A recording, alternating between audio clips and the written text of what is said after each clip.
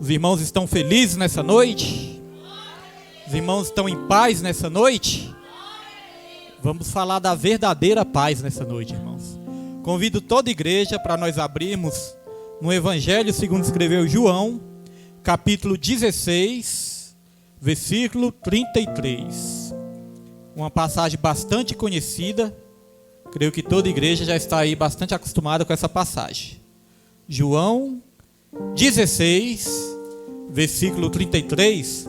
E desde já agradecendo ao Senhor, por essa oportunidade maravilhosa de estar cultuando a Ele nessa noite de hoje. Foi Ele que nos deu essa oportunidade. Foi Ele que nos fez esse convite de estarmos aqui adorando o seu santo nome. E foi Ele que proveu também todas as condições para nós estarmos aqui nessa noite. Eu creio que todos nós, quando nós falamos assim, Senhor, eu quero ir para a sua casa para te adorar. Deus, Ele vai prover uma condição.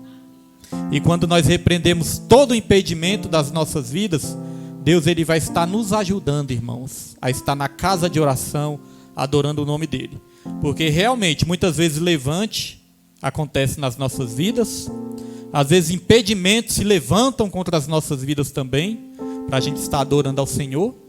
Mas se a gente tiver a vontade no nosso coração e pedir a Deus, eu creio que a vontade do Senhor é de ver toda a igreja adorando no dia dos cultos.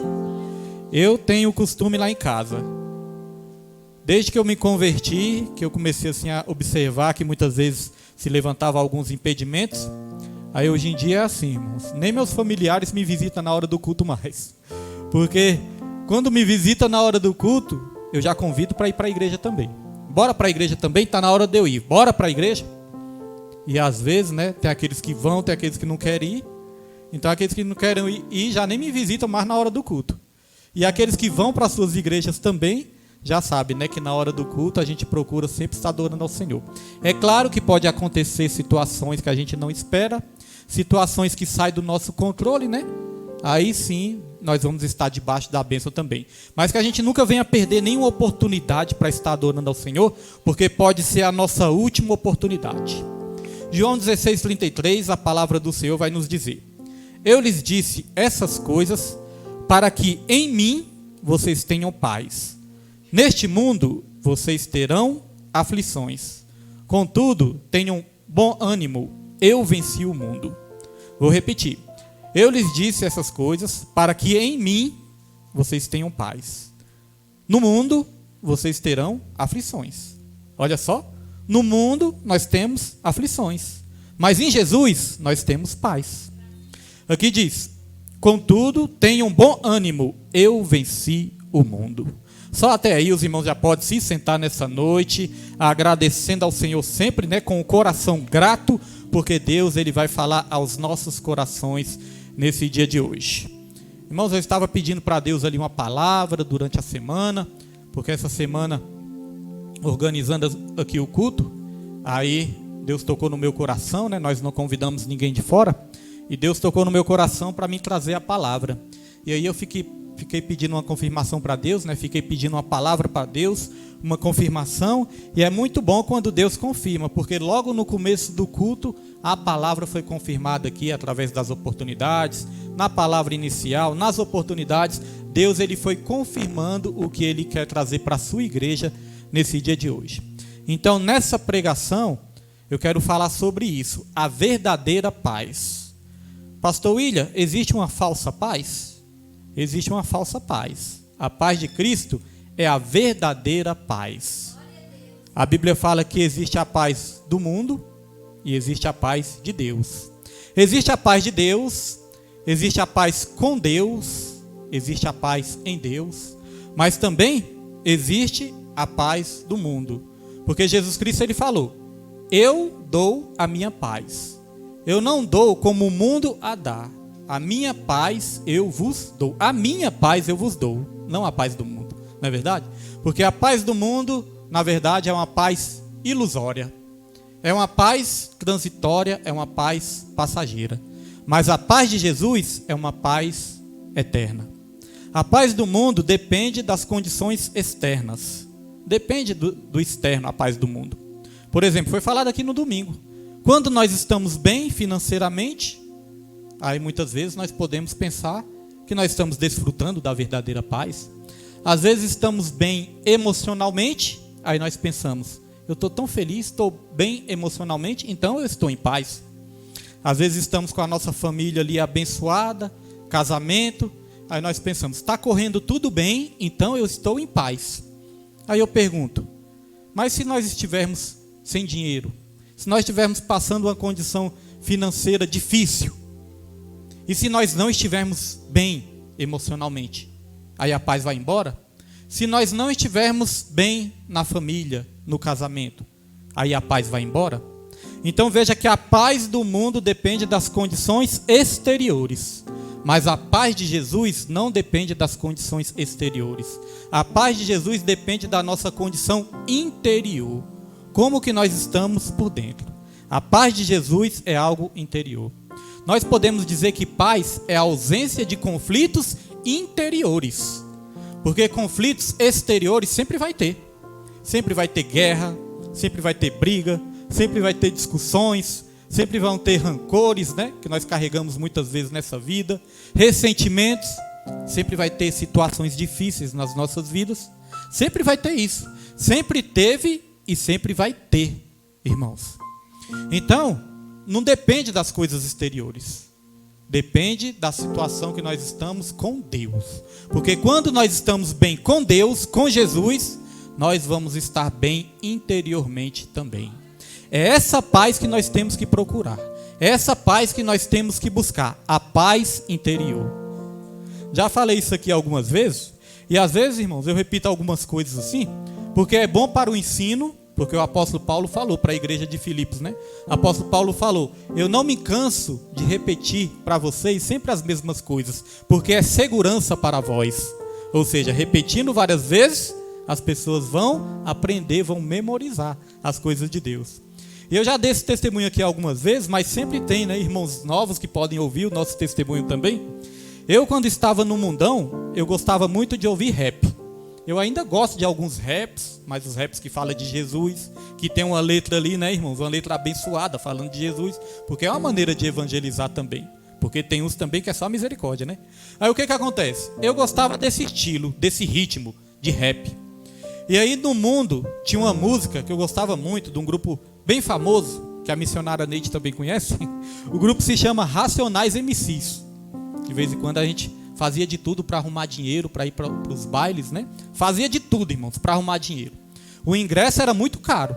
Hoje em dia eu nem sei quanto que é um ingresso desse, mas deve passar de R$100, né? R$100? R$100. E muitas vezes pode ser até mais caro, né? Dependendo do show, do local. Então, assim, era um dinheiro considerável. E nós não tínhamos muitas condições. Mas a gente fazia de tudo, irmãos, para arrumar dinheiro, para ir para os bailes, curtir esses bailes aí. Então, se a gente se esforça tanto para o mundo, por que não se esforçar também para as coisas de Deus? Não é verdade? No mundo a gente dava um jeito, a gente se virava, mas dava um jeito e ia. E não era só o ingresso. Muitas vezes tinha que comprar a camisa nova, às vezes a camisa do grupo, às vezes uma calça nova, às vezes não tinha tênis, falei, eu que não vou com tênis velho, tenho que arrumar um tênis novo. Então a gente se virava e a gente ia. Mas, irmãos, o que eu quero dizer é que este grupo, eles tinham uma música que a música falava assim, ó: procure a sua, eu vou atrás da minha fórmula mágica da paz. Aí isso ficou na minha mente, eu falei, a fórmula mágica da paz. Aí eu ficava me perguntando, qual é a fórmula mágica da paz? Tem muitas pessoas que pensam que vão ter paz se tiverem muito dinheiro. A pessoa pensa assim, poxa, eu estou perturbado, estou atribulado, é porque eu estou numa situação financeira difícil, mas eu creio que o dia que eu tiver dinheiro, eu creio que eu vou ser feliz, eu creio que eu vou ter paz. Mas quantas pessoas aí, irmãos, que têm muito dinheiro, que são ricas, que são milionárias, mas não têm paz? Não é verdade? Às vezes a pessoa vai estar enfrentando uma doença, uma situação de enfermidade. Aí a pessoa pode até pensar assim, eu acho que eu não estou em paz porque eu estou enfermo. Depois que eu for curado, eu creio que eu vou ter paz. Aí quer basear a sua paz na cura, né? Aí muitas vezes essa pessoa ali vai ser curada, mas depois que é curada, surge outra situação que vai tirar a paz dessa pessoa. Às vezes a pessoa pensa, não, eu não estou em paz ainda porque ainda eu não tenho um casamento abençoado. O dia que eu tiver um casamento abençoado, aí eu vou ter paz. Eu vou ser feliz, eu vou ser alegre, eu vou ter paz. Aí consegue realizar o seu sonho, consegue ali se casar, e quando se casa, irmãos, começa a brigar todos os dias, né? É uma brigaiada que não para mais. Aí acaba a paz de novo. Então, essa paz não é a paz que Jesus tem para todos nós. Essa paz que Jesus quer nos dar independe da situação. Você pode estar com um problema financeiro, mas você vai conseguir ter paz. Você pode estar com algum problema de saúde, mas ainda assim você vai conseguir ter paz.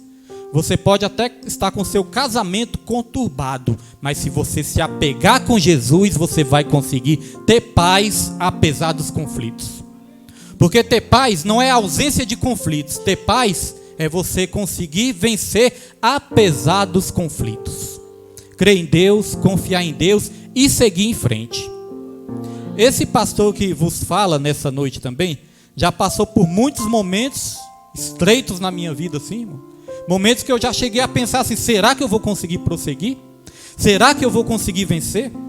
Num dos momentos mais difíceis da minha vida, que eu estava ali moído mesmo, passando uma situação difícil, aí o que eu fiz? Sabe de uma coisa? Eu vou pedir forças para Deus e eu vou me levantar. Eu vou fazer um propósito no monte. E nessa época, eu confesso para os irmãos, nessa época eu não queria que ninguém fosse comigo. Era o meu particular com Deus. Vou marcar ali meu horário com Jesus e vou para o monte. Confesso que eu ia com o coração apertado. Confesso que eu ia com poucas forças. Mas a palavra do Senhor fala que quando nós somos fracos, é que nós somos fortes. Porque o poder de Deus se aperfeiçoa na nossa fraqueza. Então marquei esse compromisso e fui. Irmãos, eu fiz ali uma semana de propósito. Passou para outra semana, vários dias. Que antes eu não batia ponto no meu serviço. Dava tempo, antes de eu ir trabalhar, eu ia para o monte, depois que eu ia para o monte, eu ia para o meu trabalho, dava tempo. Hoje em dia tem uma maquininha de ponto lá que tirou esse tempo, né? Mas Deus sabe o que faz. Então eu ia para o monte sempre. Aí nas primeiras semanas, foi assim difícil. Eu confesso que nos primeiros dias, eu não estava conseguindo nem abrir a boca para orar assim, né? Orar em voz alta, não estava. Estava só gemendo. Só meu coração que estava falando com Jesus, porque a boca não estava dando para falar. Porque eu estava passando um momento difícil. Mas aí foi o segundo dia, terceiro dia, quarto dia, quinto dia. Irmãos, quando foi passando alguns dias assim, chegou um momento que eu estava era de braços abertos, agradecendo a Deus, chorando na presença do Senhor e sentindo paz. Eu estava sentindo consolo. Eu estava sentindo paz, eu não sabia se eu ria ou se eu chorava. Aquela sensação de gozo. Agora se os irmãos perguntar, pastor William, por que aconteceu isso? O problema que você estava enfrentando tinha acabado? Não. O problema continuava, mas a paz de Cristo já estava invadindo o meu coração. Então você não precisa estar livre do problema para você ter paz. Você pode ter paz apesar do problema. Olha só que interessante, no contexto dessa palavra, Jesus Cristo ele estava ali consolando os discípulos. Jesus, ele tinha falado bastante sobre o Espírito Santo, só que já estava próximo à morte de Jesus. Aí Jesus explicou para os discípulos, olha, vai chegar um momento que vocês vão ficar tristes. Vocês vão entristecer. Mas depois que vocês passarem por essa fase de tristeza, a tristeza de vocês vai se transformar em alegria. Porque a Bíblia não diz isso? O choro pode até durar uma noite, mas a alegria, ela vem pela manhã. Já viu aquele tempo, quando o tempo assim está bastante fechado, que vai chover, que você sabe que vai dar aquela tempestade que dá até medo? Porque tem hora que o clima está tão feio assim que dá até medo, né? Aquelas nuvens escuras, aqueles trovões. Aí, irmãos, tem vezes que a chuva é tão forte, a tempestade é tão forte que você pensa assim, meu Deus do céu, vai acabar tudo, vai acabar o mundo de tanta chuva. Será que não vai derrubar meus telhados? Será que essa chuva vai passar? Aí, irmãos, parece que a chuva assim é tão forte, tão agressiva que parece que vai destruir tudo. Mas passa alguns minutos, às vezes algumas horas, quando você vê que não, a chuva vai estiando, né, como se diz, a chuva vai cessando, a chuva vai diminuindo. Quando a chuva diminui, as nuvens também vão se acalmando. Quando vê que não, as nuvens, né, vão saindo da frente do sol. E quando você pensa que não, sai aquele sol bonito que só de se ver, né, aquele sol lindo de se contemplar. Então você vê que é algo que parece que não tem solução, mas depois o sol volta a raiar sobre as nossas vidas. E Jesus, ele é o sol da justiça. Você pode até estar andando no vale da sombra e da morte, mas o sol da justiça vai voltar a raiar na sua vida, irmãos. Então, quando Jesus estava falando aqui sobre o Espírito Santo, Jesus falou, vai chegar o momento que eu vou ter que me entregar, vocês não vão entender bem nem o que eu estou falando aqui, mas vocês vão se entristecer. Mas depois dessa tristeza, vocês voltaram a ter alegria. Olha só o que diz aqui no capítulo 16, versículo 20 e 21. Diz assim, até o versículo 22. Diz assim: digo-lhes que certamente vocês chorarão e se lamentarão, mas o mundo se alegrará. Olha, Jesus disse uma coisa séria aqui. Jesus falou, digo-lhes que certamente, eu não sei como está na versão dos irmãos, né? Mas na minha está assim, eu digo-lhes que certamente vocês chorarão. Jesus não estava falando assim, talvez você chore, talvez você passe por provação, talvez você vai passar por um momento difícil. Não, Jesus estava falando, certamente você vai passar. Irmão, Jesus nunca quis enganar ninguém. Jesus falou claramente aqui para os discípulos, no mundo vocês vão ter aflição, mas em mim que vocês vão ter paz. Mas Jesus não quis enganar, ele falou, no mundo vocês terão aflições. É diferente do evangelho da prosperidade, né, que só promete vitória, vitória, vitória, bênção, bênção, bênção. Parece que nada de errado vai acontecer com o crente, né? Não, esse não é o evangelho de Jesus. Jesus, ele já falou claramente, vocês vão passar perseguições, vão padecer perseguições, vocês vão ser muitas vezes caluniados, vocês vão ter que passar provações, tentações, sofrimentos. Jesus nunca prometeu uma viagem tranquila, mas ele prometeu que a chegada com ele é certa. Já viu o avião quando passa por uma turbulência? Muitos pensam que o avião vai até cair, né? Mas depois que o avião passa por aquela fase de turbulência, aí começa de novo o voo de cruzeiro. E o mais importante de tudo é que quem está pilotando essa aeronave que nós estamos viajando é o piloto que se chama Jesus Cristo. Ele é o piloto das nossas vidas. O ser humano pode até falhar, pode até errar e o avião cair. Mas o avião a qual nós estamos nele viajando, o piloto se chama Jesus e ele nunca erra, irmãos. Então a chegada, ela é segura, mas a viagem é turbulenta. Então quando Jesus estava aqui consolando os discípulos, ele disse, né? Digo-lhes certamente, vocês chorarão e se lamentarão, mas o mundo se alegrará. Já percebeu que muitas vezes parece que as coisas é mais difícil para o crente?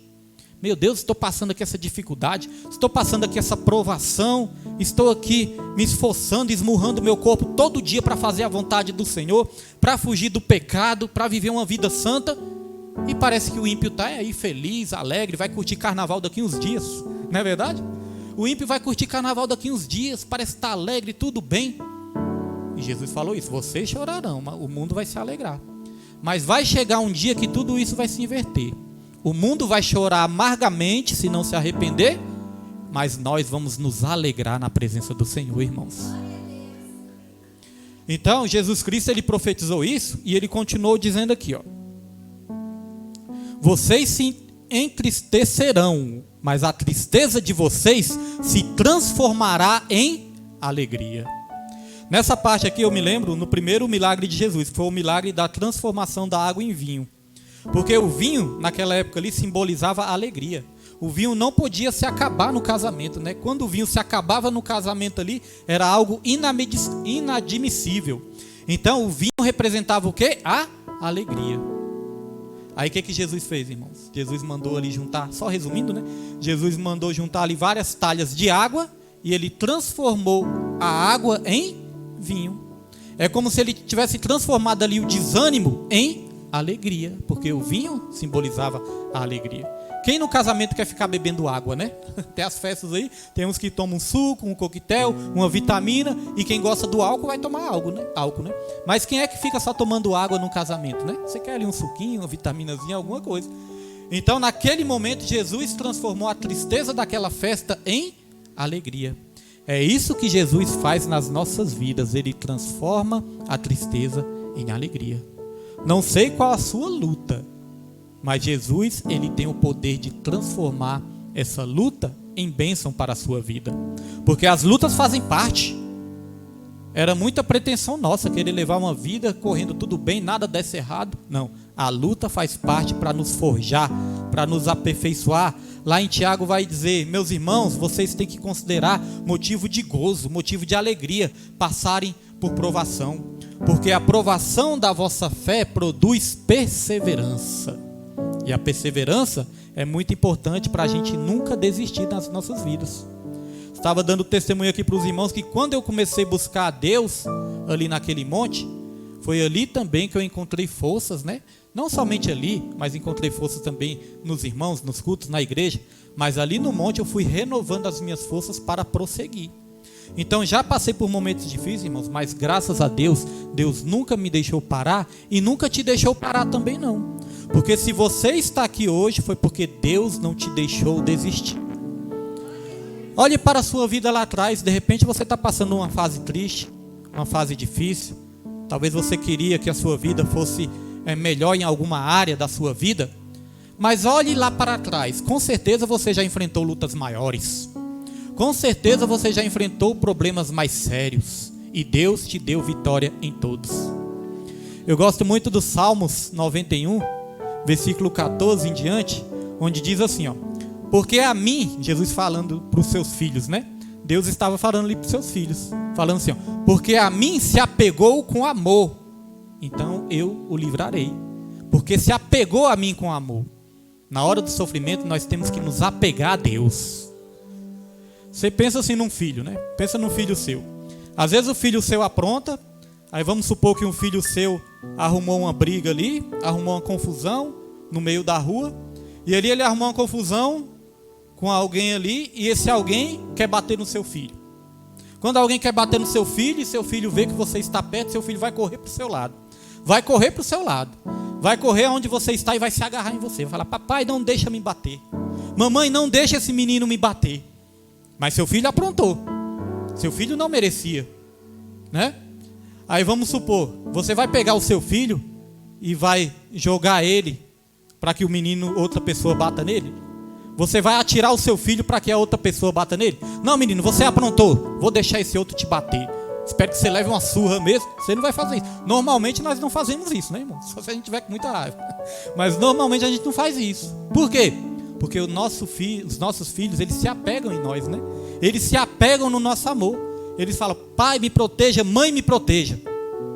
Eu me lembro quando eu era criança, aí eu tinha um irmão que eu era muito apegado no meu irmão. E minha mãe trabalhava o dia todo, não tinha muita condição de cuidar do meu irmão, nem de mim. O meu padrasto também trabalhava, nós ficávamos sozinhos dentro da nossa casa. Aí tinha meu irmão, que é o pastor Fernando, né? Que é mais novo que eu, pouca coisa. Mas tinha o meu irmão, que era o irmão caçula, o Paulinho. O Paulinho era o irmão caçula. Aí certa vez eu estava na janela ali observando as coisas e o Paulinho brincando, eu na janela. Aí chegou outro menino, pensa num menino bagunceiro. Pensa num menino atentado, né, como se diz aí. Aí chegou outro menino lá, irmãos, e do nada pegou uma pedra assim, desse tamanho a pedra, pegou essa pedra aqui e arremessou nas costas do meu irmão. Tacou nas costas do meu irmão, e que meu irmão caiu na hora no chão e ficou ali se contorcendo, chorando. Irmãos, na mesma hora eu comecei a chorar desesperado. É o amor que nós temos, né? Aí fui ali proteger o meu irmão. O meu irmão nesse dia não conseguiu nem andar. Teve que passar um dia assim sem conseguir andar direito. Mas aquilo ali me machucou tanto que parece que doeu foi em mim, que eu chorei tanto e fui ali proteger meu irmão. É isso que Deus sente por mim e por você. Deus não gosta de nos ver machucados, irmãos. Ele não gosta. Muitas vezes é necessário a gente passar pela dor, mas não é prazer. Deus não tem prazer em nos ver machucados. Então esses salmos dizem isso: porque a mim se apegou com amor, então eu o livrarei. Versículo 15 vai dizer: na sua angústia estarei com ele. Às vezes no momento de angústia a gente pensa que Deus está tão longe, né? Será que Deus não está perto de mim não? Estou angustiado aqui, cadê Deus? Será que Deus não está vendo essa angústia não que eu estou passando? Mas Jesus, ele fala que vai estar conosco é justamente na angústia. Jesus falou: na sua angústia estarei com ele. Livrá-lo-ei e o glorificarei. Saciá-lo-ei com longevidade e lhe mostrarei a minha salvação. Deus, ele está conosco todos os dias, na alegria ou na tristeza, ele está conosco, meus irmãos. Então, no versículo 21 vai dizer uma coisa interessante aqui, ó.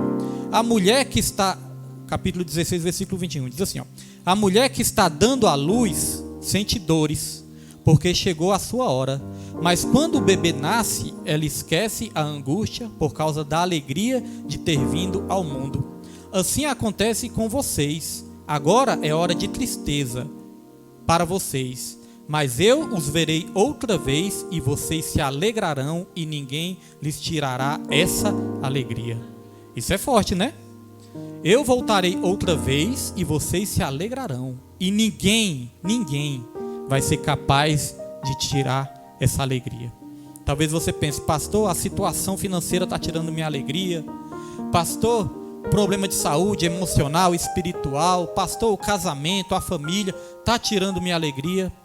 Mas Jesus, ele promete: essa alegria, essa tristeza vai se tornar em alegria e ninguém vai ser capaz de te tirar essa alegria. Ele promete uma alegria eterna. Jesus, ele promete uma alegria eterna. Essa é a promessa de Jesus. Quando Jesus fez essa promessa para os discípulos, ele ia morrer, ele ia ressuscitar no terceiro dia e ele ia subir aos céus, mas ia enviar o seu Espírito Santo Consolador. Essa promessa ainda vale para mim e para você. Jesus falou no tempo dos discípulos, mas ela vale para mim e para você nos dias de hoje. Jesus, ele voltará outra vez, irmãos. E quando ele voltar, a nossa alegria vai ser eterna. Essa é a razão da nossa existência, essa é a razão da nossa fé, essa é a razão da nossa esperança. Porque se uma pessoa perder a esperança, ela perde a vida. Se a pessoa perder a esperança, ela perde a motivação, ela não tem vontade de fazer mais nada. Então o mundo, ele pode perder a esperança, mas o cristão nunca pode perder a esperança, porque nós temos uma viva esperança. E uma coisa que foi falada aqui no começo, né, que é uma coisa importante mesmo de ser dito, e eu estava pensando sobre isso também, quando eu estava aqui meditando nessa palavra, eu estava pensando sobre isso também. Muitas vezes nós estamos desanimados, às vezes o desânimo vem mesmo sobre as nossas vidas, a tristeza vem. Mas sabe de uma coisa? A palavra tem poder, a palavra tem muito poder. Você não tem que estar falando: eu estou triste, eu estou arrasado, eu estou assim, tudo está ruim, nada presta. Não, irmãos, a palavra tem poder. Às vezes nós pegamos um microfone, aí vamos dar o testemunho, e muitas vezes nós só damos testemunho, né? É claro que a gente pode falar assim: uma situação difícil nós estamos passando, é bom que desabafa. Mas já pensou, irmãos, todas as vezes a gente só tem um testemunho para contar? Aí como que nós vamos exaltar o nome do Deus Todo-Poderoso se a gente só contar coisa ruim? Então se a gente chegar na igreja e falar: estou fraco, está sendo uma luta, para vir para a igreja está difícil, eu não estou conseguindo, estou vindo arrastando. Já pensou, irmãos? Porque assim como Jesus nos dá a paz, Ele quer que a gente transmita essa paz também. Assim como Jesus nos dá a água da vida, Ele quer que essa água da vida transborde, jorre para a vida eterna também, para o nosso exterior também, para outras pessoas. Então certa vez eu dei até uma bronca na minha esposa. Chegou um dia que eu estava aqui, minha esposa dirigindo o culto, né? Aí minha esposa falou: irmãos, você não sabe a luta que foi eu vim para a consagração. Nossa, eu estava pensando assim: ixi, tomara que chova, parece que vai chover, tomara que chova, porque eu estou fraca, não estou conseguindo vir para a consagração, está muito difícil. Irmão, foi uma luta para vir para a consagração, vocês não sabem como foi difícil para vir para a consagração. Eu fiquei só na minha, né? Fiquei assim, beleza. Aí passou, aí no outro culto, eu não sei se foi no outro culto, né? Ou 2 cultos depois, mas passou um tempo, irmãos, ela veio de novo, com a mesma história. Irmãos, acordei ali cedo e acordei e eu fiquei pensando assim: meu Deus, hoje tem consagração, me dê força, tem consagração. Irmãos, você não sabe como foi difícil vir para a consagração. Eu falei: Nilma, você tem que parar com isso. Não é que a gente tem que esconder nossas fraquezas, não é isso, irmãos. Mas a gente tem que ter cuidado. Porque eu falei assim: já pensou? Aí vai os visitantes na igreja, ouve falar, aquela igreja é uma bênção. Aí vai os visitantes na igreja e ouve a pastora falando que não queria nem ir para o culto. Já pensou? Aí ouve a pastora falando que não quer ir para a consagração, que não é ir para os cultos, os visitantes: ué, se a pastora não quer, eu que não quero também. Achei que ia ali naquela igreja ia voltar fortalecido, revigorado, mas a pastora desanimada foi me desanimar também. Então já pensou? Então nós temos que ter cuidado, nós temos que buscar essa alegria. Isso que eu estou falando é bíblico. Olha para o exemplo do apóstolo Paulo. O apóstolo Paulo, ele estava preso quando ele escreveu a carta aos Filipenses. Ele estava preso. E a prisão do apóstolo Paulo não era aquela prisão que tem ali um colchãozinho, tem uma televisãozinha, não era uma cela especial, não. A prisão do apóstolo Paulo era uma masmorra. A prisão era uma prisão úmida, não tinha condições nenhuma. Era uma prisão fedida, era uma prisão escura, Era uma prisão mofada. Algumas prisões do tempo do Império Romano, algumas prisões, não tinha nem lugar de sentar e nem de deitar, não. Muitas vezes o prisioneiro ele era preso em pé. Tinha uma parede, uma paredinha, né? Tinha uma paredinha assim. Nessa parede tinha 2 buracos em cima e 2 buracos embaixo. O prisioneiro colocava as mãos nesse buraco, um buraco de cima, e colocava os pés também, pelos buracos de baixo. E aí ele era acorrentado pelas mãos e acorrentado pelos pés. Então imagina a posição que ele ficava, né? Não tinha como sentar, não tinha como deitar, fazer nada. Se ele fosse fazer as suas necessidades, tinha que fazer ali mesmo, da maneira que ele estava. Porque eles gostavam era de torturar mesmo.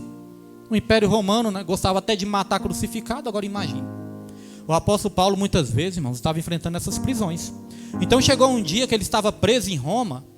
Ninguém sabe se era uma prisão igual a essa ou se não era, né? A Bíblia não entra em detalhes. Mas certa vez ele estava preso em Roma e ele escreveu uma carta. Eu imagino que ele ditou essa carta, né, para que a carta chegasse ali aos crentes de Filipos. E sabe o que ele falou nessa carta? Ele falou o seguinte para a igreja: alegrai-vos no Senhor. Outra vez eu digo, alegrai-vos sempre no Senhor. Como é que pode? Uma pessoa presa, passando dificuldade, com certeza passava fome, né? Não comia direito, não bebia água direito. Pessoa sofrendo, às vezes levava chicotada. Aí vai escrever para a igreja, ainda escreve, alegrai-vos sempre no Senhor. Outra vez eu digo, alegrai-vos. Que a paz do Senhor guarde a sua mente e o seu coração. Pense só em coisas boas. Ele estava ali dando a receita, né? Aquilo que é bom, justo, agradável, boa fama, seja isso que ocupe os vossos pensamentos. Pense só em coisa boa. Agora já pensou se o crente for aquele crente ali fraco, que por pequenas dificuldades já reclama? Aí se enfrentar uma situação dessa, meu Deus, nada presta, a vida não presta, nada presta, eu estou desistindo, se eu fosse você desistia também. Então, irmãos, independente da situação que a gente for passar, nós temos que ser canais de bênçãos para fortalecer as outras pessoas. Então, às vezes, a maneira que a gente age na igreja pode enfraquecer outras pessoas também. Nós estamos aqui para sermos canais de bênçãos, para que outras vidas também se motivem. A Bíblia fala, motivai-vos uns aos outros, no amor e na prática das boas obras.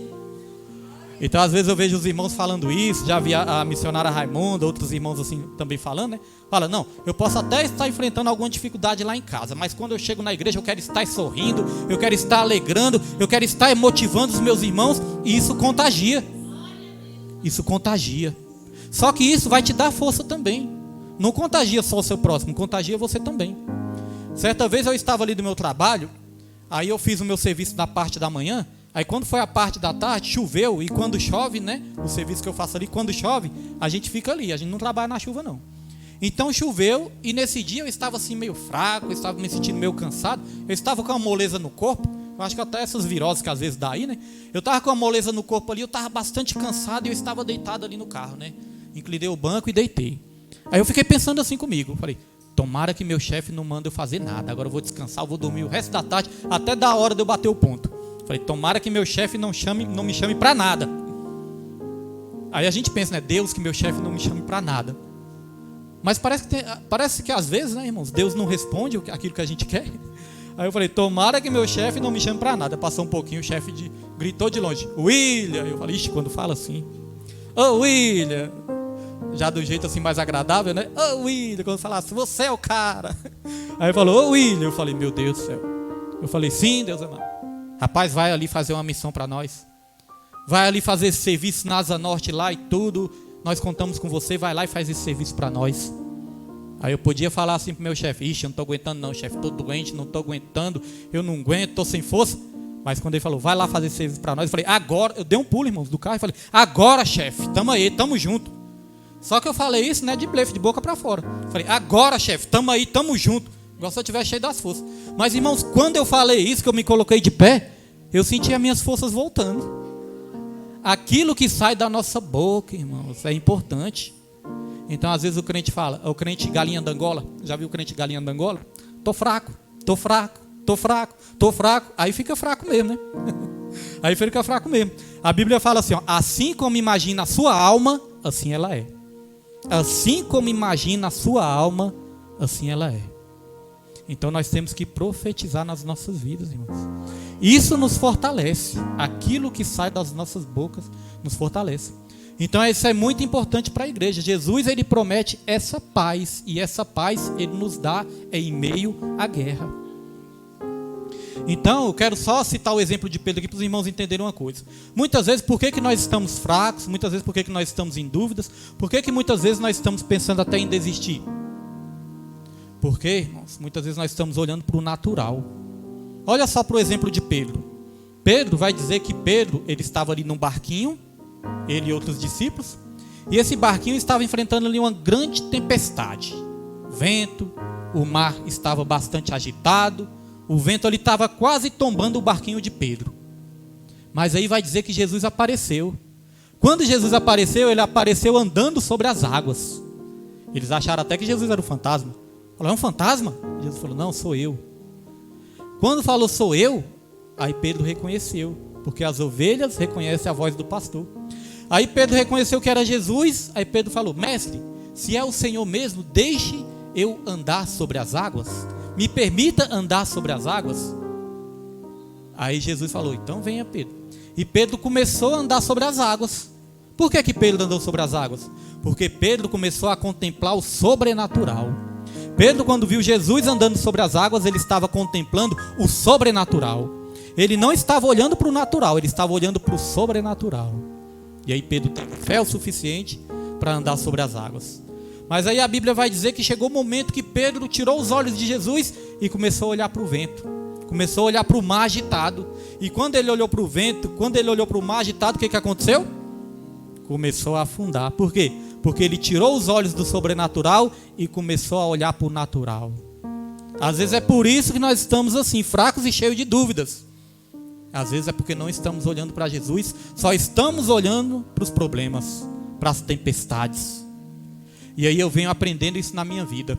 Eu fico pensando, Deus sabe o que faz mesmo, né? Deus já me colocou numa responsabilidade assim de ser pastor. Acho que é para ser mais difícil de eu desistir. Porque pastor tem uma responsabilidade maior, né, irmãos? Às vezes acontece alguma coisa, o irmão pensa, não, aconteceu isso aqui, está me atrapalhando, não vou para o culto não. Agora o pastor muitas vezes pode acontecer isso, aquilo outro, que a gente tem que tentar estar aqui de qualquer maneira, só se não der mesmo. Mas isso é bom. Quando eu fazia programação lá na rádio, tinha dia que eu estava desanimado, tinha dia que eu estava triste, que eu pensava, não vou fazer programação hoje não. Só que aí eu pensava, rapaz, mas se eu não for fazer programação hoje porque eu estou desanimado, todos os dias o inimigo vai querer lançar desânimo na minha vida para que eu não faça mais programação. Sabia? Às vezes você pode pensar assim, hoje eu não vou para o culto porque eu estou passando isso e aquilo. Eu não vou para o culto porque aconteceu isso.